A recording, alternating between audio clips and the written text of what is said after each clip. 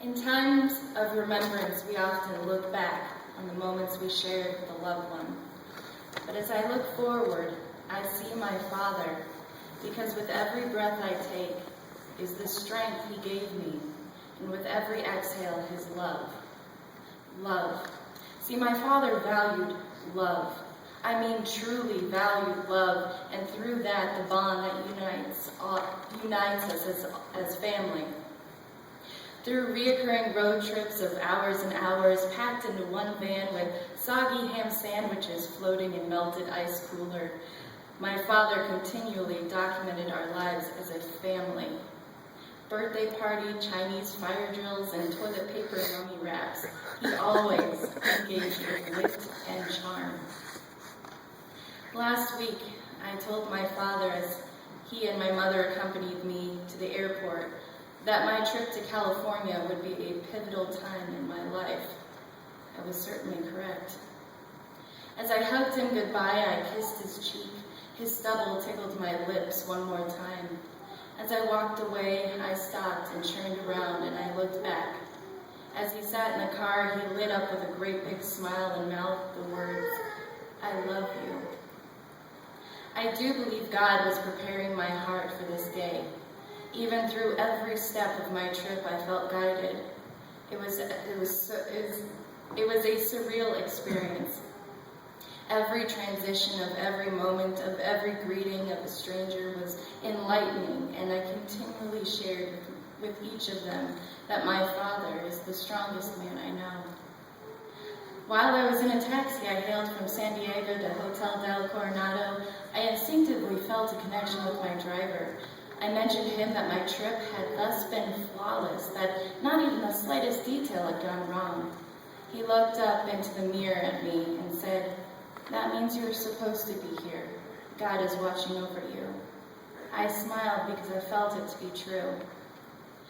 See, our lives are like flip books, quickly churning. We preserve the moments with photos and pages and a video, and with each word, a visualization of the emotions we depict.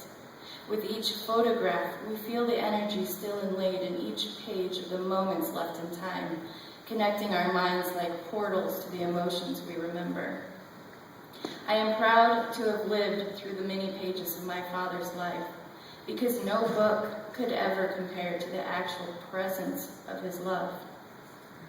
I revisited the places my father took my mother and I 2 years ago and took pictures in the same spots.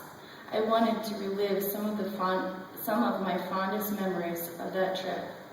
I was in the San Diego train station when my mother called about the news of my father's death. I wept on the floor of the station, and a stranger brought me a Kleenex. After I gathered my emotions, I went to the restroom where I stared at my reflection, re-acknowledging that I was still Daddy's little girl. The gal that slipped me the Kleenex stood beside me as she washed her hands. I looked at her and I softly said to her, "My father just died. And one of the things he would tell me is not to spend so much of our time and energy worrying about something that we cannot change, because the outcome is inevitable. Don't worry."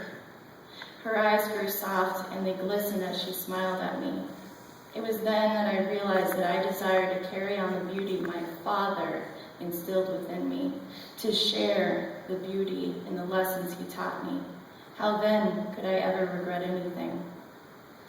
My Father instilled a foundation of harmony within each of us children. It means the world to me to know that my Father saw me at my best, and that he was proud of me. Though he has passed away, his soul lives on. I'm sure he's up there staying alive with Bee Gees' Robin Gibb, who also passed away Sunday, throwing down some disco moves, as that was my father's passion. My father, a humble man who lived a fulfilled life and who lives in my heart and those he has touched. I love you, Daddy.